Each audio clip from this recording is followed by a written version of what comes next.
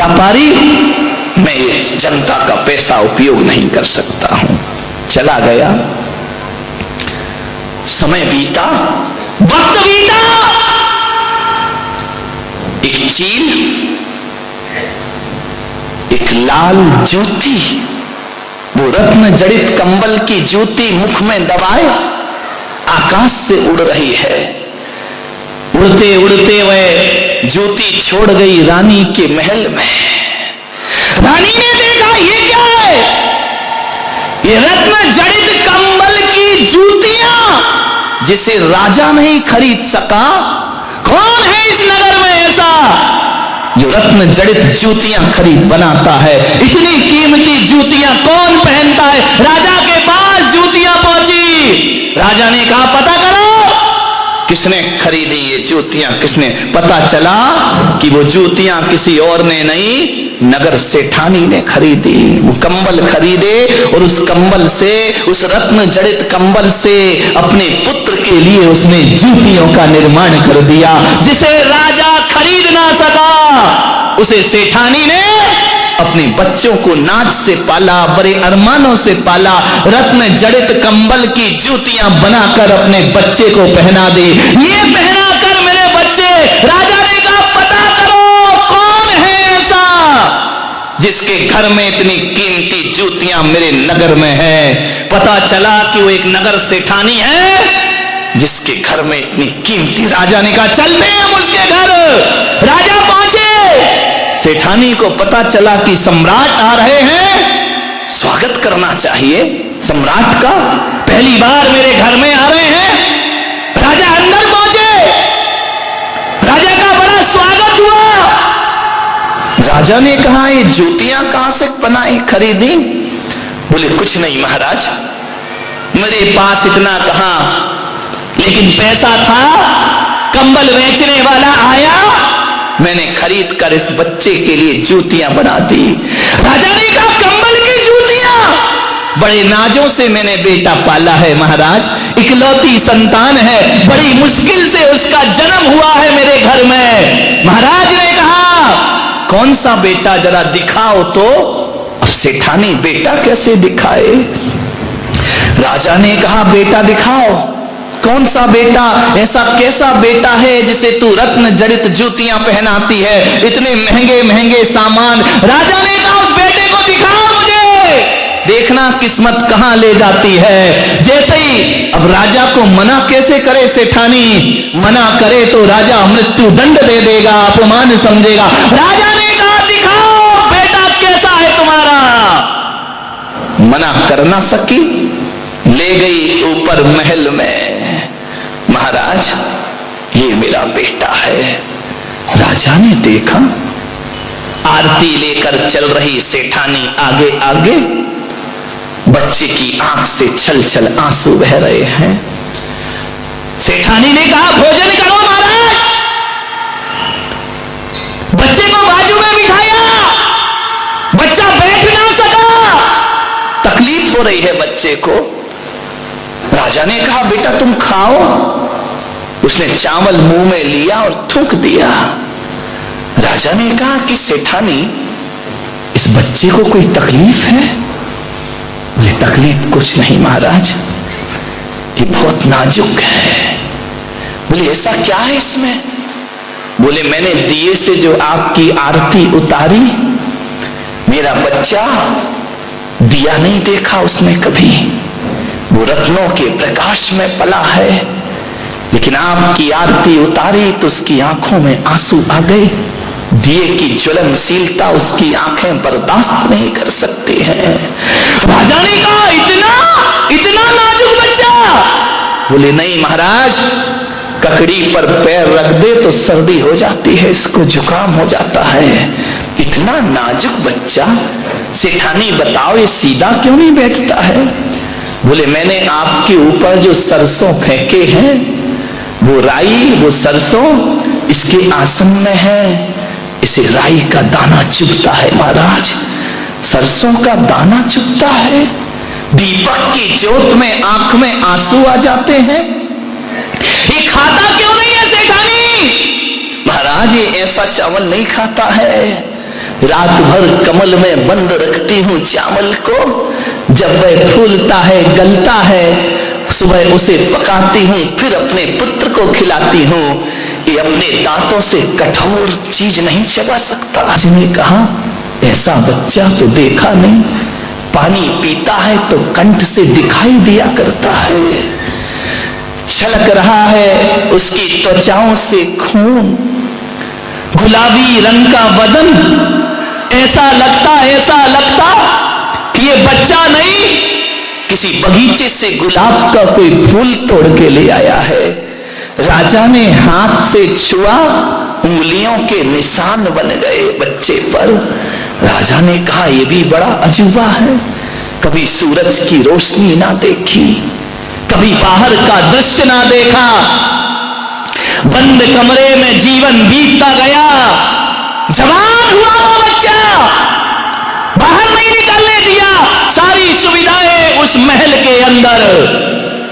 एक दिन राजा ने देखा और चला गया। एक दिन की बात है कि पीछे ही उद्यान था, बगीचा था, चतुर्मास का एक दिन बचा, एक मुनि संघ आ गया वहां। जैसे ही मुनि संघ आया, सेठानी ने दरवाजे बंद करा दिए, सेविकाओं से कहा कि उस मुनि की तरफ इसकी दृष्टि नहीं पड़ना चाहिए, ये मुनि को ना देख पाए, और ऐसी व्यवस्था करो कि मुनि यहां चातुर्मास ना करें, उन्हें बगीचे से बाहर निकाल दिया जाए। पता चला बाहर निकालने गए तो मुनि कोई और नहीं, वही सेठ था जो छोड़ करके चला गया था। उसने चातुर्मास की स्थापना कर ली। सेठानी ने कहा तुम क्यों आ गए यहाँ मेरी जिंदगी को उजाड़ने के लिए? एक तरफ तो मुझे छोड़कर चले गए, अब मेरा बच्चा भी लेने आए हो। मुनि ने कहा हम 4 महीने मौन रहेंगे, उपदेश नहीं होगा, क्योंकि हमारे चातुर्मास का समय हो गया है। दीपावली का दिन, चातुर्मास का विसर्जन, अमावस्या की रात, संत ने कहा हो गया चातुर्मास, मौन भी खंडित होता है। पाठ कर रहे हैं भगवान का, भक्ति पढ़ रहे हैं, सुबह सुबह आवाज पड़ी बच्चे के कान में कि कोई अरिहंताड़म सिद्धाड़म बोल रहा है। बच्चे ने तो कभी सीखा ही नहीं था। उसने सेविका से कहा मुझे छत पे जाना है। सेविका ने कहा नहीं राजकुमार, तुम वहां नहीं जा सकते हो, हम तुम्हारी सेवा में खड़े, आदेश करो क्या चाहिए। उन्होंने कहा नहीं मुझे तो जाना है, चाहे कुछ भी हो जाए। जिद कर ली, परिचारिका को धक्का मारा। जैसे छत पर पहुंचे मुनि पर दृष्टि पड़ी, घसीट कर ले आई सेठानी, चल अंदर, बाहर नहीं जाना। ये कौन है? ये वस्त्र क्यों नहीं पहने हैं? अरे ये पशु है, पशु। मोह कितना अंधा होता है, ध्यान रखिए। जिस मुनि के आशीर्वाद से संतान पैदा होती है, वही मनुष्य मोह के अंधे आदमी को पशु दिखाई दिया करते हैं। बोले ये जानवर है, ये कपड़े नहीं पहना करते हैं। बच्चे ने कहा माँ कुछ तो है इनमें। बोले चल अंदर। बंद किया दरवाजा, ताला डाला, बाहर नहीं निकलना, ध्यान रखना। रात को 12 बजे पाठ चल रहा है, विसर्जन। बच्चा सो नहीं पा रहा है, रात भर करवटें बदल रहा है। देखा बच्चे ने सुबह सुबह 3 बजे प्रातः काल, सब सो रहे हैं, सेठानी सो रही, सब सो रही। मां की साड़ी डाली खिड़की से, फेंक दी नीचे साड़ी, और रात्रि के घनघोर अंधेरे अमावस की रात उतर गया साड़ी से नीचे, हाथ लहू लुहान हो गए। इतना सुकुमार, इतना सुकुमार, हाथों से खून की धारा बह रही है, पैर छिल गए उसके साड़ी की रगड़ से। दौड़ा, पहुंचा, गया, हाथ पैर खून से लथपथ। मुनि ने देखा तू कौन? बोले आप कौन? आप नग्न क्यों हैं? आप ऐसे क्यों रहते हैं? उसने कहा हम मोक्ष मार्ग के राही हैं, हमें मुक्ति की साधना करना, तपस्या, मैं भी तपस्या करूंगा। मुनि ने कहा भी तुम नादान हो, नाजुक हो। नहीं मुनिराज, मुझे दीक्षा प्रदान करिए, संन्यास प्रदान करिए।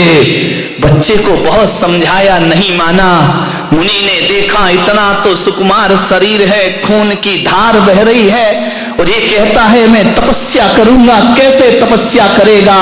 बोले महाराज, जीवन तो जाना ही है, एक दिन नष्ट होना है। यदि नष्ट होना है तो तपस्या के साथ नष्ट होना चाहिए, त्याग के साथ नष्ट होना चाहिए, धर्म के साथ नष्ट होना चाहिए। मान्यवर दीक्षा ले लेते हैं, वो कोई और नहीं होते, जैन दर्शन में जिन्हें सुकुमार मुनि कह करके पुकारा जाता है, सुकुमार कह करके बुलाया जाता है। इतने सुकुमार, राई का दाना चुभ रहा है, दीपक की रोशनी आंखों को अश्रुपूरित कर देती है, जो चावल नहीं चबा सकता है, इतना सुकुमार दिगंबर भेष धारण कर लिया करता है, मोक्ष मार्ग का दीवाना हो जाता है। मुक्ति के दीवाने हम, मुक्ति के दीवाने हम, मुक्ति पाने वाले हैं। वो जो आग लगी है सीने में, उस आग में जलने वाले हैं। दीक्षा ले ली।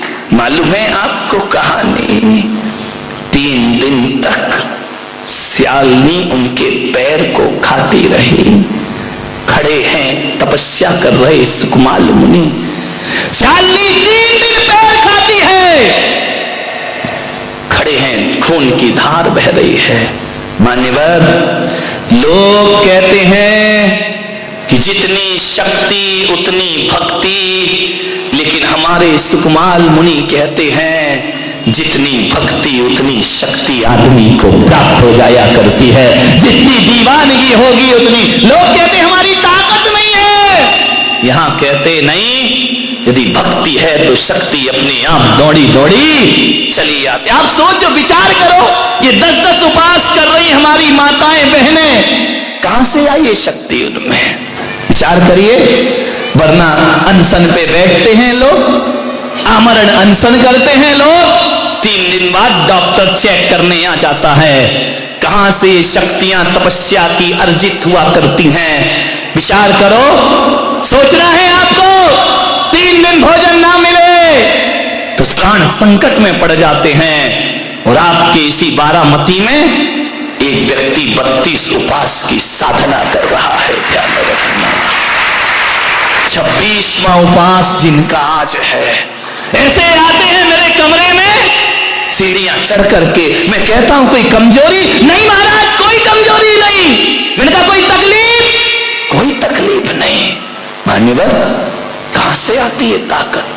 32 उपवास इस कलयुग में करना बच्चों का खेल नहीं हुआ करता है। मान्यवर, हम तो कह देते हैं साधना कर रहे हैं, इन्हें प्रणाम करो, इन्हें हाथ जोड़ो, कठिन साधना हुआ करती है। मान्यवर, ऐसे ही लोग ये उपवास कर रही हमारी माताएं बहनें, 10-10 दिन का उपवास, ये व्यर्थ नहीं है।